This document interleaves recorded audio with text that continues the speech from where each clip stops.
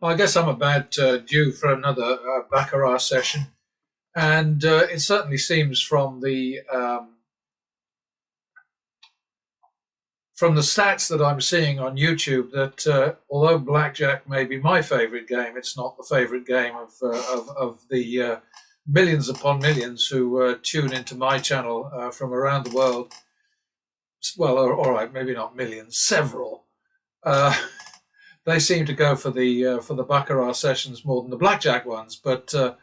I think basically what I'm failing to get across is that this strategy works equally well for either one, perhaps just a little bit better for blackjack because of double downs and naturals and so on. But then again, there's more money in baccarat, so maybe it's swings and roundabouts. Um, Basically, I seem to end up with about, I don't know, around 3 grand per shoe either way from either blackjack or baccarat. So I don't know what to tell you. I'm just waffling as usual. Forgive me. So sorry. Anyway, let's kick this off. See how we get on.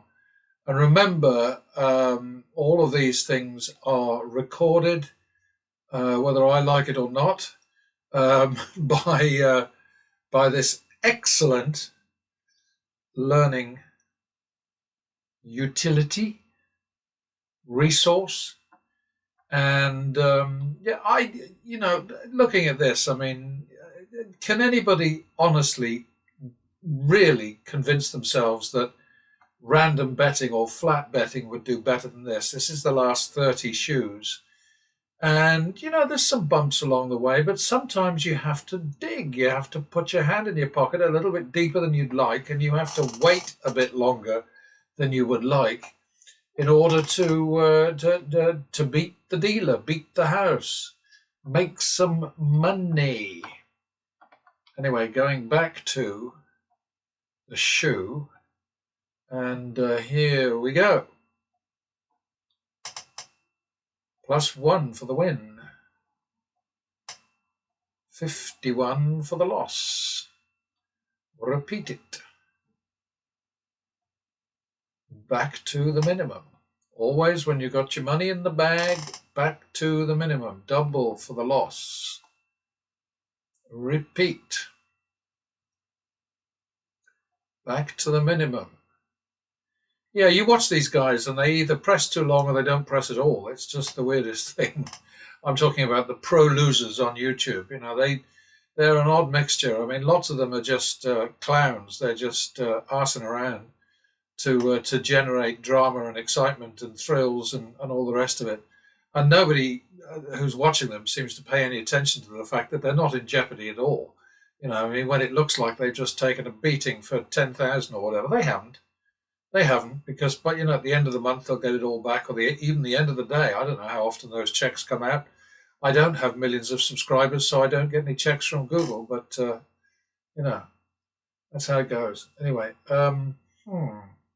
that's a win. Try again, and that's another plus because of the win, and that's 1-2 because of the loss, and back to the minimum. Pachink. We are ahead of the house by quite a bit here, right? 9-3. I mean, we've been getting a lot of pretty easy rides just lately. Not totally easy rides, but relatively easy rides. Another +1 because we're on a streak. Oopsie. 1-2 for the loss. 3-4. Long grass waving in the distance. 7-8. Now long grass is upon us.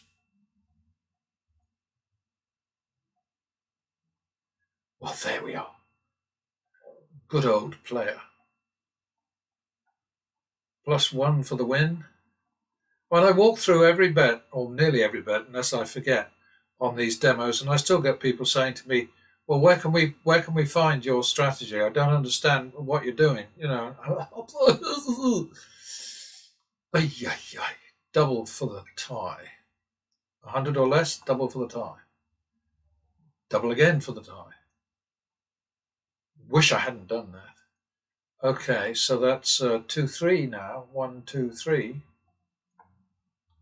And now it's 5-6. Owie. Player is coming up trumps just in time. Back to them in. +1 for the win. 51 for the loss. 2-3 for the loss. 5-6 again.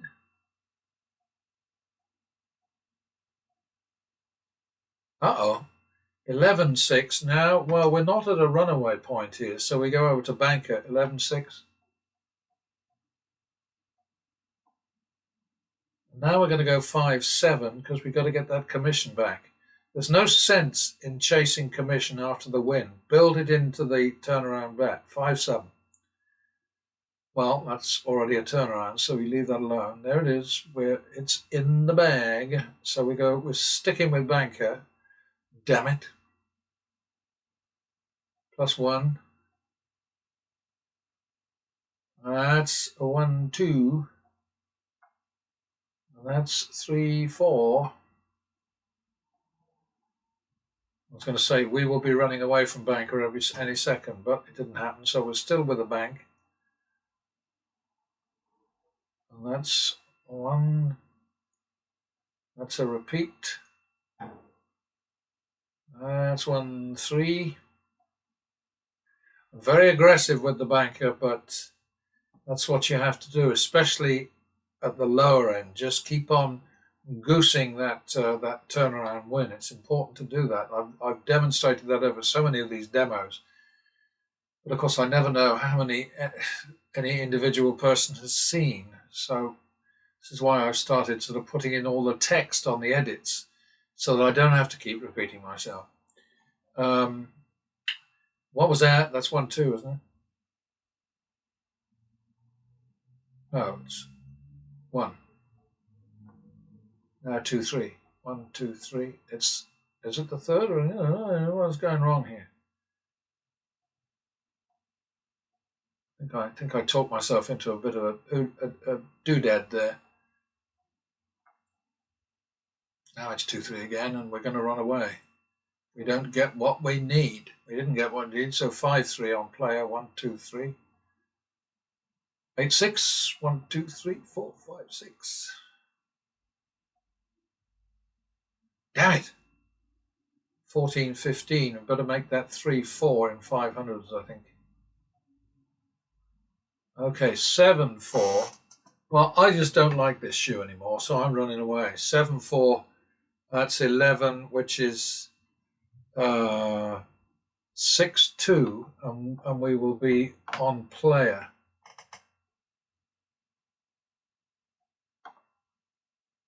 Did well for a while, didn't we?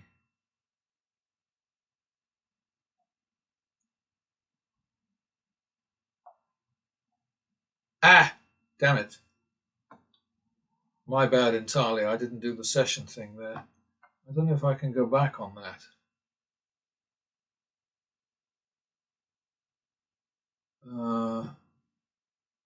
Haven't tried this before, I don't think. No, I can't. I'll have to reassign it later. Sorry, I'm kind of talking to myself here, but I'm trying to explain what I'm doing so that I can't be accused of hiding anything. Okay, so did I say 7-2? I think I did, didn't I? Did I say 7-2? No, that can't be right. Because, sorry, we were down. No, I think that is right. 7-2. Okay, 5-4. 1, 2, 3, 4. Okay, well now, normally you don't do anything in response to a tie unless the bet is 100 or less. But we've got a 5-4 right now, which is not a turnaround bet. It's a mid-recovery bet. And yes, it would be helpful if we win, but not as helpful as a turnaround bet. So if we're going to go from 5-4 to 5-6. Oh dear. 11-12. Damn it, very long grass now. But this is what happens. 23-25. And then I'm going to run away.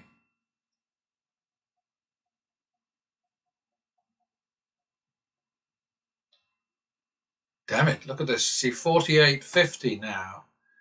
Um, Maybe I should play the 48.50 and then run away.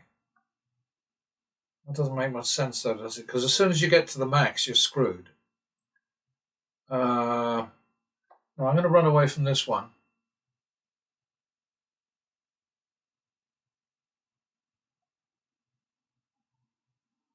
And I'm going to assign it to where it's supposed to be.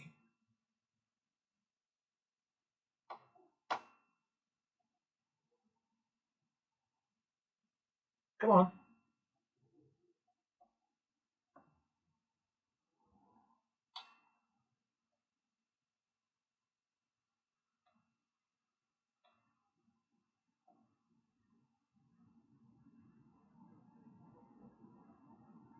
Okay, so yeah, 48.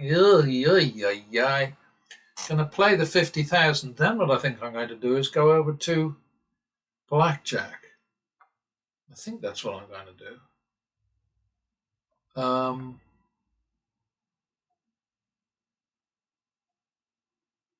So we really need to win this next one because it's expensive.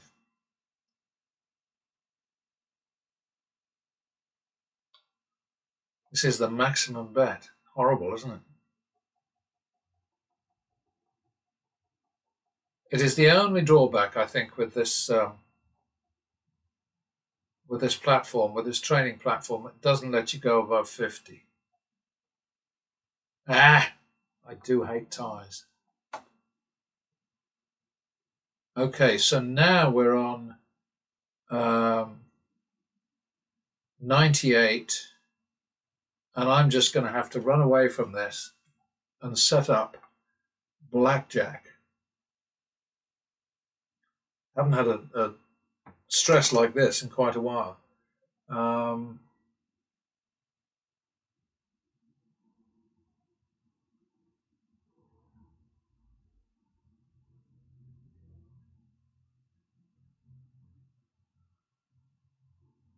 All right, so I'm going to stop the clock while I set up the blackjack thing. All right, so whenever I get into situations like this, and it's very, very rare, it's just a reminder for me and for anybody who's joined my audience, my enormous audience. It's a reminder that table limits exist entirely to thwart progressive betting. That's what they're for. And then the casinos will tell you, and their pets, their house trained shills, the Vegas Mats and the Bobby Rivases and all the rest of it. They all go through this little ritual where they say, "Oh well, let's martingale it." "Oh well, that doesn't work," and all that sort of thing. That's what they do all the time. Anyway, we're at 98, 100. The only bet I could make here would be 100. But what I'm going to do here is I'm going to 98, 100, and I'm going to drop. So the drop has to be 20. Now, that's no damn use. Look at that. 118, 20. Dear, oh dear, when you have a bad day, you have a bad day. 138.20. If I get out of this, that'll be something, won't it? 138.20.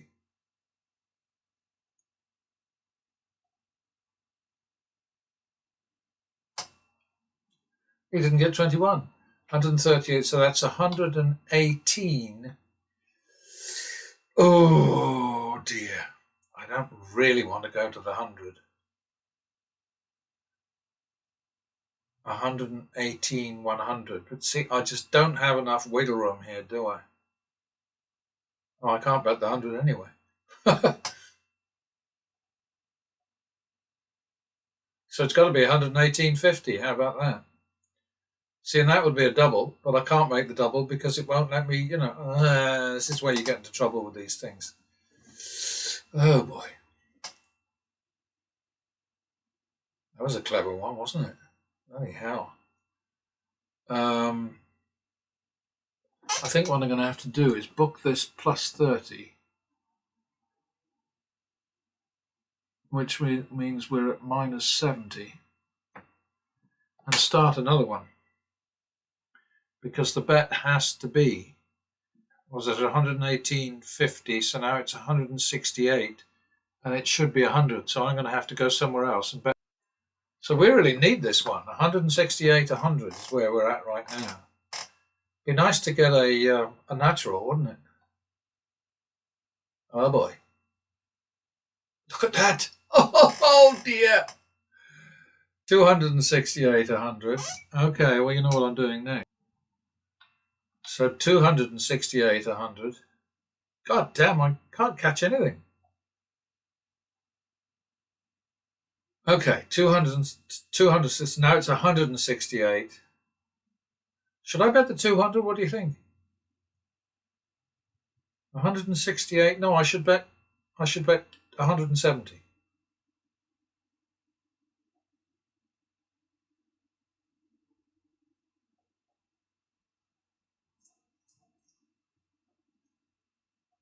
That's what I should do.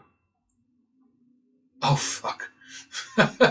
Did I pressed clear, didn't I? Oy, oy, oy, what an idiot.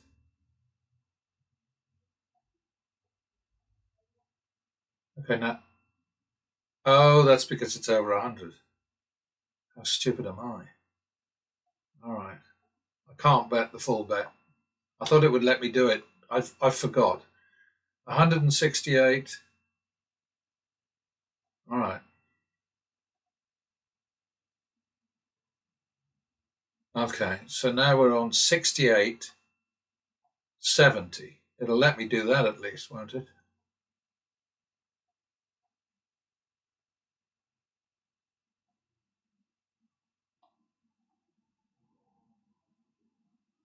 And we're out. So that's, I mean, whenever I do these things, I'm sort of at pains to try and explain to you, I'm not suggesting that you should bet this way. What I'm always trying to do is to simply demonstrate that if you don't have a shitload of money behind you and a really good, reliable betting strategy, then you cannot win. It's as simple as that. Now, how many times did I think what I did, I think I'm 170, so I think I've got, I'm not exactly sure where I am now, but I'll know in the edit. But we've got a 270,000 profit here. We had another 100, which cost us obviously 100, so that's 270 here, and then 170, and then we owed 70, so that leaves us with 100. So we've come out at about 6 or 7,000 in 18 minutes after risking a huge amount of money. So we've come out with a win, but as a percentage of our total action, it's really weak. But the whole point is just look at something like this, understand that the casinos know that progressive betting is the only thing that will consistently beat them. And that's why they put in all the rules that they have. They've got the sort of like, even the high roller places, you've got 500 to 5,000, which is only a spread of 1 to 10. So that's not good enough.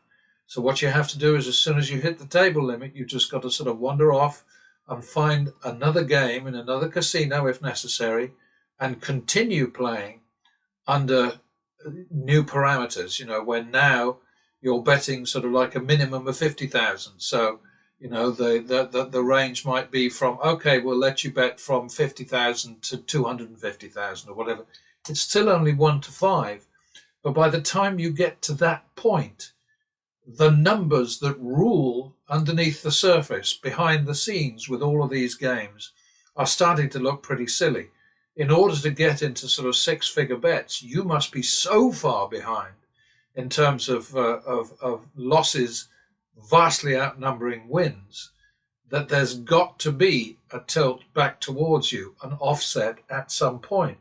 And you will hear casino rented or casino employed experts, mathematicians they call themselves, I call them mythmaticians, who say there's absolutely no reason why there should be any offset at any point in the future. I've heard that said so many times, and it is such a flat out lie.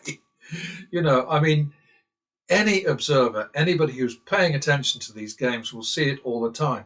And the whole secret of winning in these games is to be able to last until you turn the corner, until turnaround comes. You've got to have enough money to hang in there until the offset comes. And it will come, because it must. Because if it didn't come, then the house advantage for these games would not be in the sort of like very low percentages, like less than 1% for blackjack, less than whatever, less than 1.5% for baccarat, less than 3% for single zero roulette, and so on, 1.41% for craps, blah blah blah, on and on and on. Those things would not apply unless there was. It's a predictable offset in the sense that it's going to come at some point, but it's not predictable in the sense that you can't say, well, it will come within the next 5 bets or the next 10 bets or the next 20. So this is why you must have a big bankroll, big balls, and big confidence in what you're doing. That's the whole name of that tune. Okay, just to tail this whole thing off, this is the roundup at the end. We had 100,000 coming over from blackjack profit over there, and we've got 92,746 over here. So as I guessed, we made about 7,000 on this session, and damn, it was hard. But just keep in mind, there were a couple of little spots there where I couldn't move. I couldn't make the necessary bet because it wouldn't let me. Because I don't have the facility here to be able to move to somewhere where there's a higher maximum bet than 100,000. In other words, I'm stuck with either 50 or 100. I'm not complaining about that because these two sims are absolutely bloody brilliant. They are terrific, but they don't truly represent what you would encounter, for instance, in Las Vegas. Let's say you had the kind of money that somebody like Steve Will Do It, or not so much Crazy Cody Burnett, or Burn Money, as I like to call him, because I think that he's playing with funny money in that online casino where he jumps up and down and froths at the mouth and says that he rage deposits $1 million and then wins 2 million or whatever. I think that's all BS. That's all theatrics. I don't know that for sure. I can't offer any proof of that. In the same way that I can't offer any proof that Dana White is talking out of his whatever when he says that he beat whoever, Caesar's Palace or the Venetian or whoever it was, out of $1 million a night for 23 nights in a row, and then in another version of the same story, more than $1 million a night every night from mid-January to early March. It's all such crap, or sounds like it. Maybe it's not. Maybe he's got his WTGs all ready to prove that he nearly bankrupted one casino because he won so much that he dented their quarterly numbers and sort of like made them sort of look like they were in the toilet for the quarter and all that sort of thing. I mean, that sort of thing is just, there are just people out there who'll say whatever comes into their heads. They won't back it with any numbers, and this is why I'm as obsessed as I am with showing you everything. Even the things that I don't much like with the big red numbers like this. But at least over at the blackjack game, we managed to do all right.